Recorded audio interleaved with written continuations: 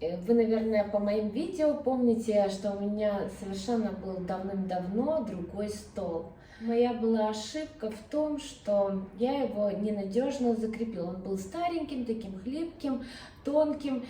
И произошла неприятная ситуация, которая я очень на себя злюсь в этой ситуации, что я сама виновата, довела до этого дела такое. Когда вот мы двигаем клеткой туда-сюда, этот стол у нас расшатывается, и он у меня расшатывался еще больше и больше, а там было соединение хлипкое, но он достаточно был широким. И в один какой-то прекрасный момент, не прекрасный момент, конечно, он упал у меня. Стол этот упал вместе с машинкой. И машинка упала, она вот так вот прямо разложилась на две части, задняя и передняя фантуры. Вот. Это было для меня очень неприятно. Я огорчилась. Это ничего не сказать по поводу того моего состояния. Кетельная машинка у меня стояла еще, помните, на этом столе. И она упала, и у меня тоже там видео было, как упала, и колки вылетели, побились, согнулись, сломались, и я меняла потом. В общем, как-то я собрала эту машинку, сразу же я купила другой стол, пошла в любой магазин, и я не помню какой, и там выбрала обычный письменный стол, который подходил для креплений, и установила машинку. Он тоже был достаточно широкий. Но перейдем сейчас к вот этому столу, который сейчас у меня находится, на котором у меня сейчас установлена моя машина. Этот стол делался мне на заказ. Эта машинка не должна была стоять здесь, а стоять она должна в другом месте. Я потом покажу мое еще одно рабочее пространство, мое святое из святых, куда я никуда не пускаю, где она у меня даже под ключ. Техническое задание для этого стола было такое, чтобы он был очень устойчив. Так как все знают, что машинки весят где-то двухфантурные около 40 килограмм, и мне именно надо был узкий стол, узенький стол, и тут вот возникает нюанс, чтобы он был устойчивым. И поэтому мы со специалистом, с мастером решили, что ножки, то есть весь стол будет склеен из двух ДСП. То есть ДСП сами, вот вы знаете, наверное, 16 и 18, может быть, чуть больше миллиметров, да, то вот две ДСП, они были склеены между собой. И проклеены вот этой специальной верхним покрытием белым. Ну вот, по размерам ширина у меня, забыла, ширина 38 сантиметров, и длина, вот можете обратить внимание, что почти по 5 сантиметров просто выходит по краям стол от моей машинки. И длина, да, 120 сантиметров, 120, то есть 38 на 120. Ну еще тут момент был, когда мы с ним обсуждали с мастером, то еще и высота.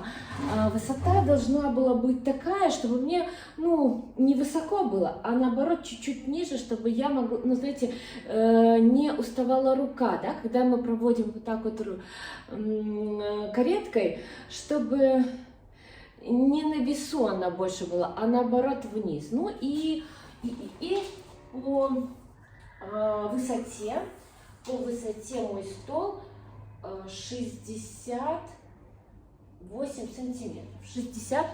68 сантиметров по высоте. Вот то, что я говорила, ширина вот этого вот самого двусклеенных ДСП 3,5 сантиметра, 3,5 сантиметра, да. Ну вот 1,8, да, наверное, получается 1 сантиметр 8, да, сами были ДСП склеены. Ну вот, я взяла телефон в руки, камеру, и хочу более детально показать вам стол мой рабочий. Вот такой толстый вот ДСП, который склеенный. Это не сама вот такая вся конструкция, а она склеена из 2 ДСП и проклеена вот этим вот покрытием, да. Конечно же, у меня стоит вот это перекрытие, вот это вот, которая тоже фиксирует всю конструкцию стола. Стол тоже вот такой вот широкий. Вот это вот столешница сама.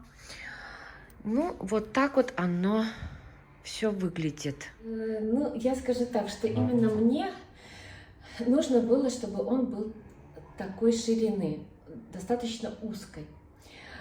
И сейчас мы перейдем к интересному моменту. Я вам покажу, почему именно оно должно было для меня быть таким узким. Конечно же, лучше делать пошире.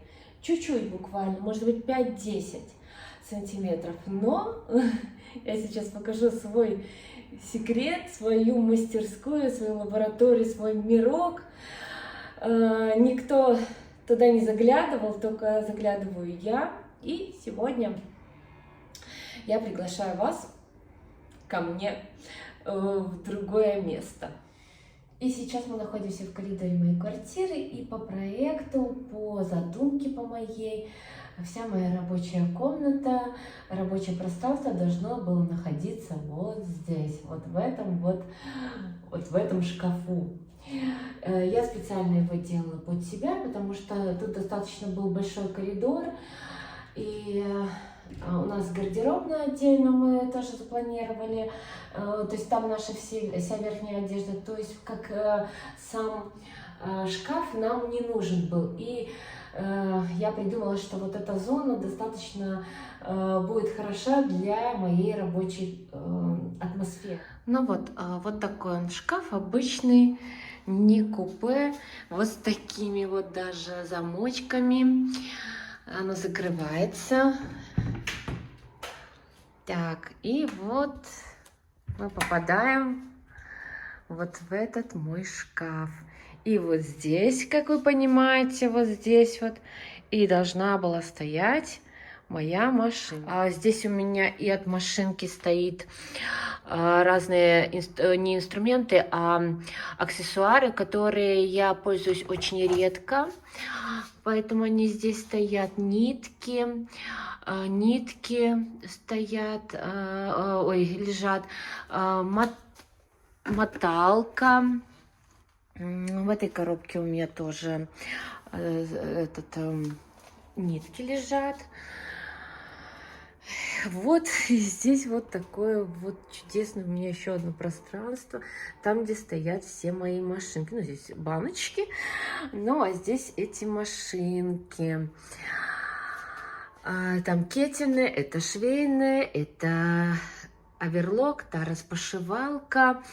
Вот эти все машинки, все мое, так сказать, богатство, это все я покупала на протяжении своей сознательной, ну, такой самостоятельной, наверное, даже скажу, жизни. Это в течение там 15-20 лет. Я такой принципиальный человек, что никогда не хочу никому быть должна.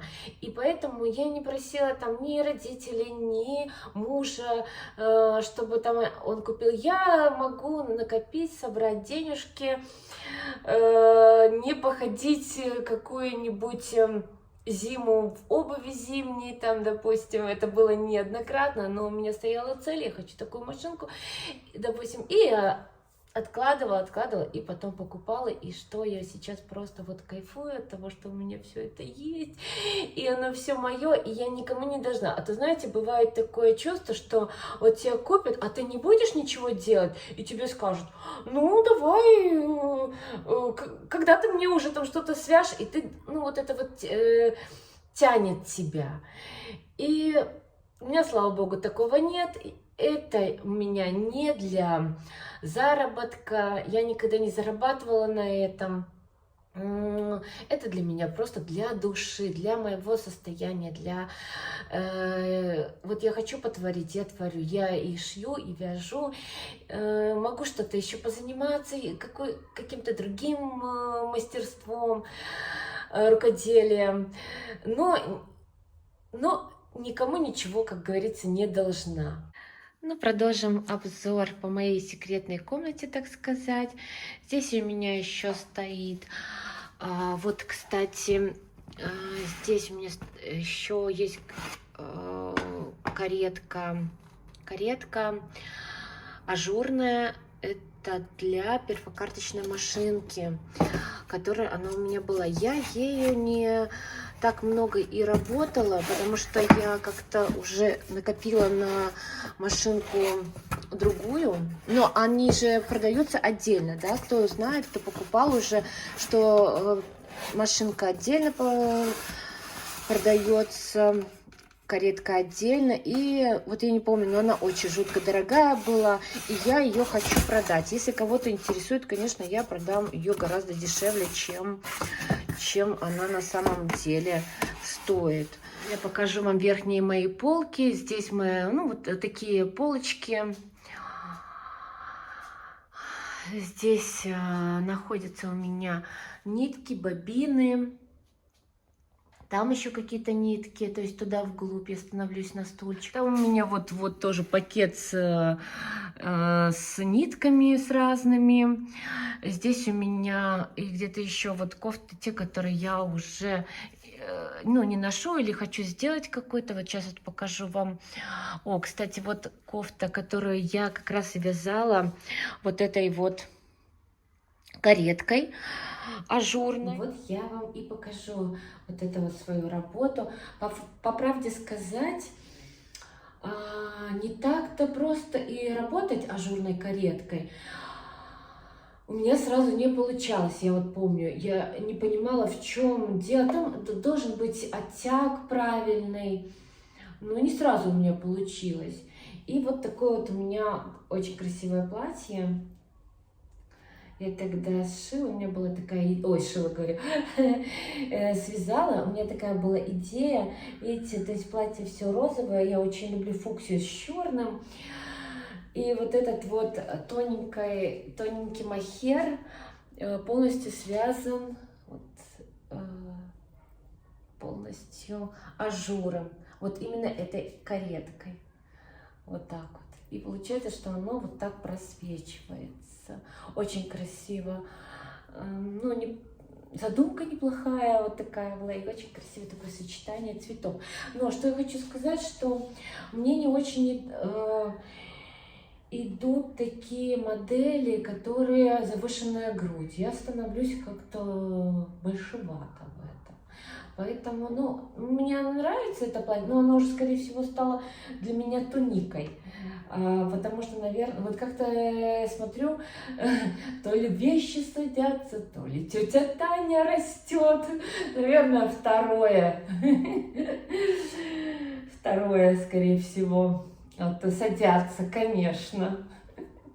Вот, ну еще вот покажу, уже раз мы, тут некоторые модели, вещи, которые я вязала, но вы их не видели, я не показывала в своих видео, но уже раз вот они как-то попали мне на глаза, я покажу. Тоже вот сочетание фуксии с черным. И здесь у меня еще такая рюш, я пристрочила ее. Да. Здесь посередине коса была, она вывязывалась отдельно. Вот такая вот яркая кофточка красивая. Потом еще у меня вот то, что помните, я вам рассказывала, мы делали с вами эти завязки, повязки, не повязки, а резинки на волосы. И из пайеток у меня была нить в пайетках. Вот эта кофта, вот эта нить. Смотрите, как она красиво смотрится. Здесь у меня вот такие вот рукава. Я даже сейчас надену, я как-то ее давно не носила, потому что что-то она у меня где-то затерялась, или дочка она мне свезла эту кофту, но она достаточно красиво смотрится за счет цвета и пайеток, конечно. И тогда пошла мода на эти плечи. Вот, и вот такая кофточка у меня она получилась. Вот. Так, может, я неправильно тут выложила. Ну, в общем, как-то вот так вот, да. Вот. Вот с такими плечами, может быть, какие-то нюансы, конечно, и были, потому что я первый раз тоже вязала ее, и пайетки были, тоже трудности, я уже рассказывала, что иногда бывает, что не провязывается, особенно на резинках, когда резинку вяжешь, пайетки могут застревать в язычках иголки. Ну и еще одну вот кофточку я покажу, тоже я не показывала ее, мне она очень нравится, она у меня такая зимняя.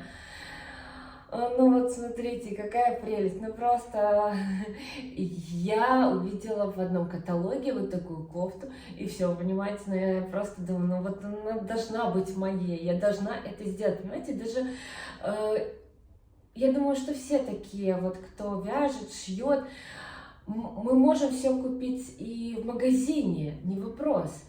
Но когда ты вяжешь это, сам делаешь, это ну вот прям гораздо приятнее. Особенно, ну вот для себя приятно вязать, ну, может быть, для кого-то, ну, и для кого-то приятно. Я для мужа иногда вяжу, очень редко, давно не вязала ничего. Детям тоже редко вяжу, потому что обычно они вот, когда целенаправленно им свяжешь, то они носить не будут. А вот, допустим, когда я себе вяжу какую-то кофту, дочка увидит, все, она начинает уже носить. И вот эти вот, которые мы вязали с вами, оранжевый топик, американку, все. Она сразу посмотрела, вот как приехала, посмотрела и подумала, что это за, ну, не то. Потом надела, такая, мама, я заберу. То есть это тоже приятно, когда оценивают твою работу и другие люди, и им нравится то, что ты делаешь. Это, конечно, тоже бесценное такое вот наслаждение такое происходит у тебя внутри.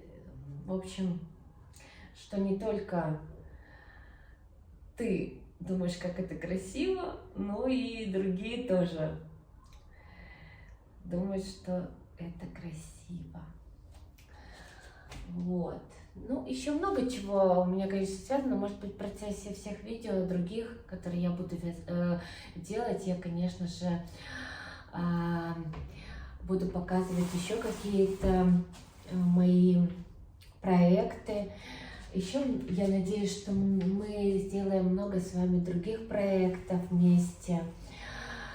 Мне очень приятно, что вы смотрите меня. Я скажу, что у меня очень душевная, атмосферная аудитория. В общем, я затянула это видео, и что я хочу сказать. Спасибо всем за просмотры. До встречи в следующем видео, и всем пока.